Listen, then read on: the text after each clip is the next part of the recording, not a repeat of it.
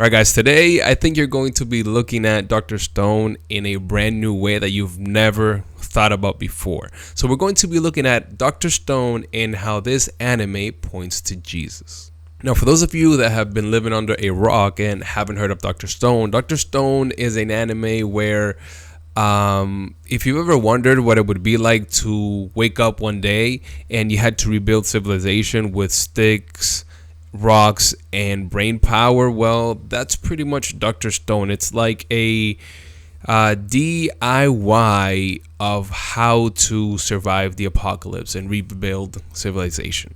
Now, in this anime, you have this main character called Senku, and Senku is like the Jesus Christ of science, right? He is there to restore civilization using science, the same way that Jesus is there to restore our relationship with God. You like how he did that there?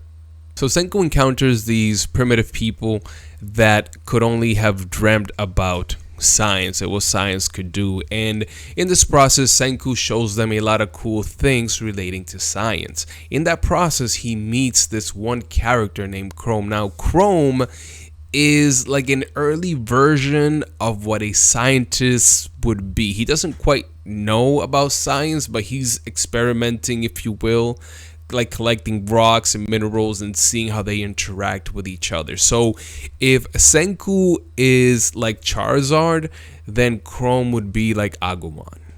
Now, what Senku does is that he sees his interest in Chrome and he takes him under his wing and he teaches him everything that he knows. And there's a point where Chrome starts calling himself a science user. And I want you to notice that he doesn't say he's a scientist, he is a science user.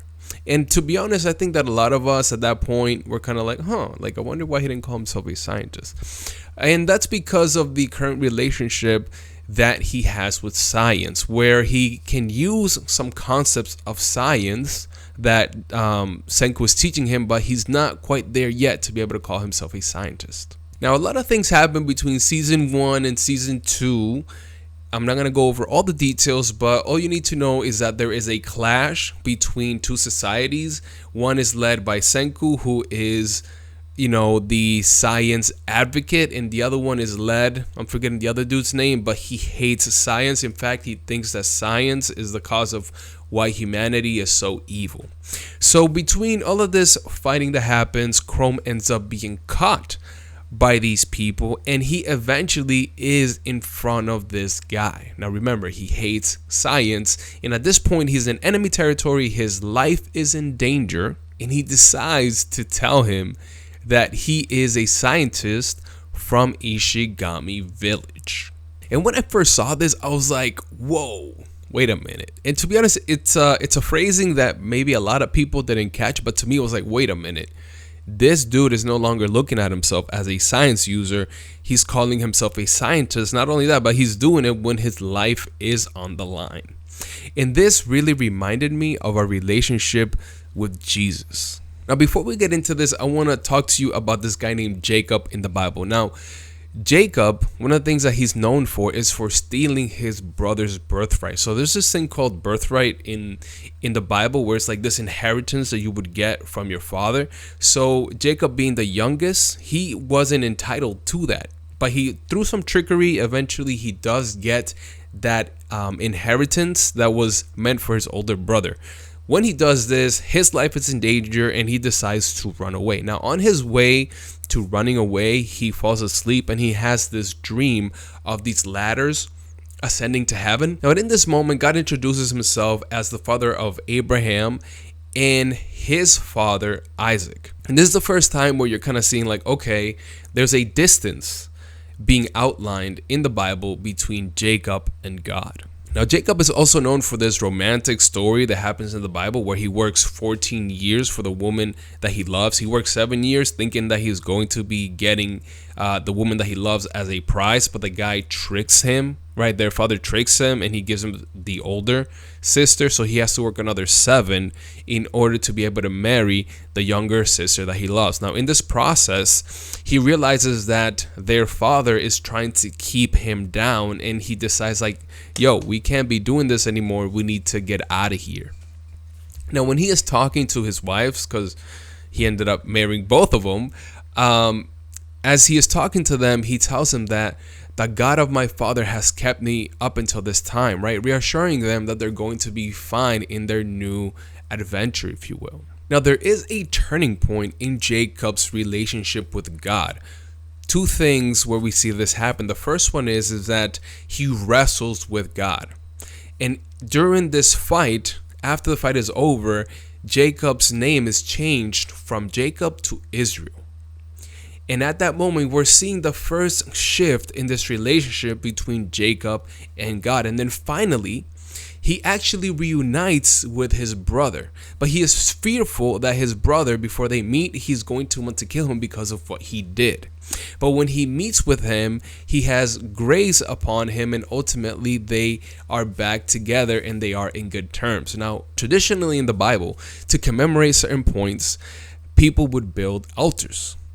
And in this case, what we see in the Bible is that Jacob himself builds an altar, and the altar reads God, the God of Israel, which is his new name. So now we're seeing a complete shift in this relationship that Jacob has with God. And this is the same thing that happens with this relationship that Chrome had with science. He was once a science user, right? He was a user of the methodologies that he was being taught. And now this relationship with science changes to him being a scientist. And we actually see this in the episodes to come, where he is trying to actually get out of the prison that he is in, and he is, because he's on his own, he has to come up with some science that will actually let him do this.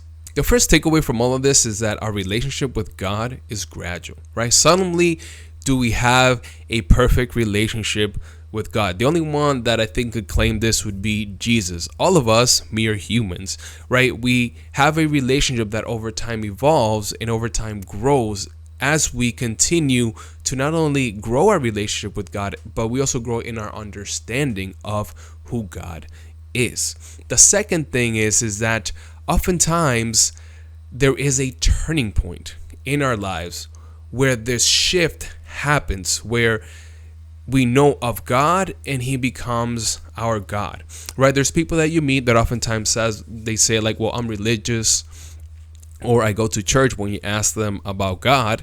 And eventually, God willing, not everyone does this, but those that have a deepened relationship with God eventually then say, well, I am a Christian, or I'm a follower of Jesus, right? Taking ownership of that relationship that they have with God.